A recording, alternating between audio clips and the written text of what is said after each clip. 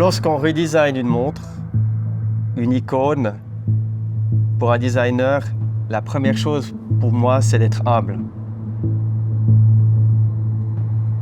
La Novo Note, c'est un patrimoine culturel. Elle fait partie du patrimoine culturel de la marque Fortis.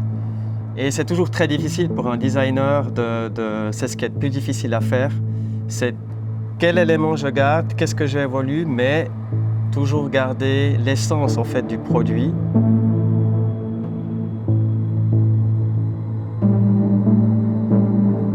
En fait, c'est une évolution, c'est pas une révolution. Travailler sur la Novo Note, c'est une évolution. Donc il faut analyser chaque point du design, chaque aspect de la montre, la décomposer et comprendre chaque élément, à quoi il sert, à quoi il a servi, pour lui intégrer toute la nouveauté en fait, tout l'aspect redesign avec les contraintes actuelles et des matières actuelles et un design actuel.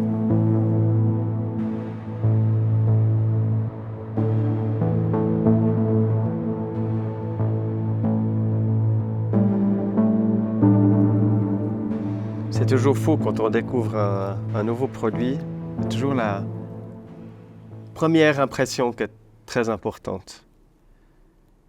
Et pour moi, le cadran, l'aspect lisible, fonctionne super bien.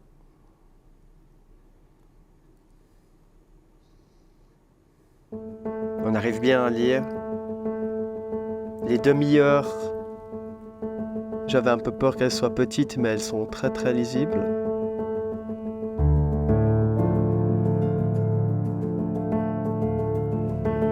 Évidemment, la montre Novo Note est un instrument. Avant tout, avant d'être une montre, c'est un instrument. Le design suit la fonction. Dans une montre telle que celle-ci, c'est un instrument, donc les fonctions sont primaires, fondamentales. Ensuite, le design, l'esthétique va suivre la fonction. Le mat de la lunette céramique fonctionne très très bien.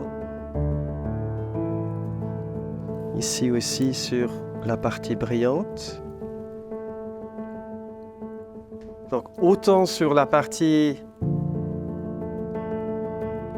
céramique brillante et la céramique mate, on peut très très très bien lire toutes les indications de la lunette parfaitement.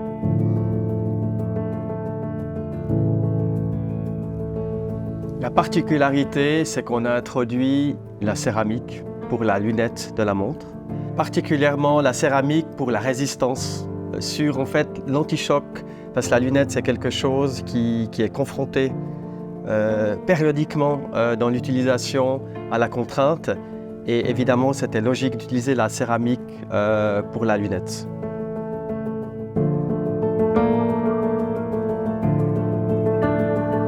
Les chiffres sur les compteurs, tout est très très lisible. Ça c'est très important pour moi parce que c'était le challenge. C'est un instrument, donc avant tout, avant que la montre soit belle, il faut qu'elle fonctionne, que ce soit un vrai instrument. On va tester l'ergonomie. Donc pour moi, dans la partie ergonomique, évidemment, la montre doit être fonctionnelle, c'est un instrument. Elle doit être robuste, évidemment, résistante, mais en même temps très ergonomique aux portées pour l'utilisation au quotidien. Un des points fondamentaux dans ce projet, c'est l'ergonomie. De bien garder ce côté robuste de la montre, mais je voulais la rendre un petit peu plus compacte, un petit peu plus agréable aux portées. Et là, je crois qu'on a bien réussi. La chute du bracelet, l'intégration du bracelet. Tout est plus compact que sur la montre précédente. Très très lisible. 2, 1, 0, 1, 2, 3, 4, 5. Le test dans l'espace a été quelque chose de fondamental dans la réflexion et dans l'évolution de ce nouveau produit. Évidemment, dans ce projet, on a utilisé des mouvements spécifiques qui ont été testés dans l'espace. réalisés par la maison La Joux-Perret, qui sont des mouvements vraiment particuliers. Et l'utilisation du chronographe, qui évidemment vient de l'ancienne montre, du patrimoine aussi. L'utilisation du chrono pour une utilisation fonctionnelle dans l'espace est fondamentale dans ce projet.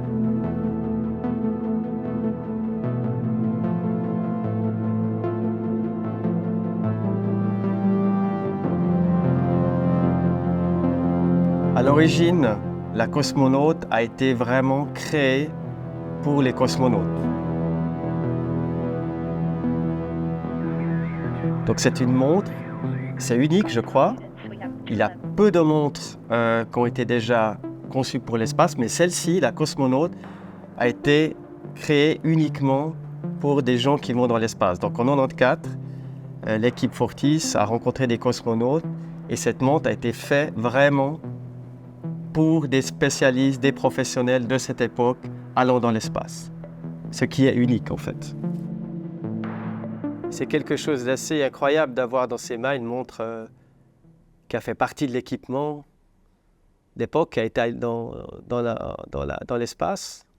Donc si on voit toutes ces montres ici, toutes ont été utilisées dans l'espace. Mais pour moi, avant tout, ce qui est très très très difficile pour un designer, c'est de trouver le bon milieu entre garder l'esprit de la montre, de la fonction, je parle spécialement de la fonction, et de lui amener un côté plus actuel en respectant le patrimoine et l'héritage du produit. Et ce côté original, les couleurs aussi, le orange qui est vraiment unique. Et aussi cette complexité de cadran, mais en même temps très technique et très lisible en même temps. Et ça, c'est toujours difficile de trouver un équilibre entre la fonction, la complication, parce que c'est multifonctionnel en fait comme montre, c'est ça qui est vraiment pas évident à interpréter dans une montre d'aujourd'hui. Et évidemment, par rapport à l'époque, 1994, c'est clair qu'aujourd'hui, une montre beaucoup plus grande, mais on garde le côté original, la fonction avant tout. Pour moi, cette montre est dédiée aux gens qui aiment la nouveauté, qui aiment la curiosité, qui aiment se remettre en cause.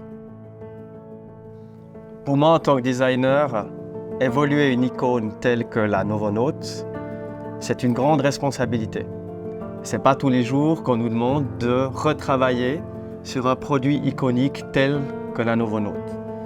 Lorsque la montre a été créée il y a 34 ans, personne n'imaginait que peut-être aujourd'hui, ça allait devenir une icône. Donc c'est quelque chose qui est incroyable.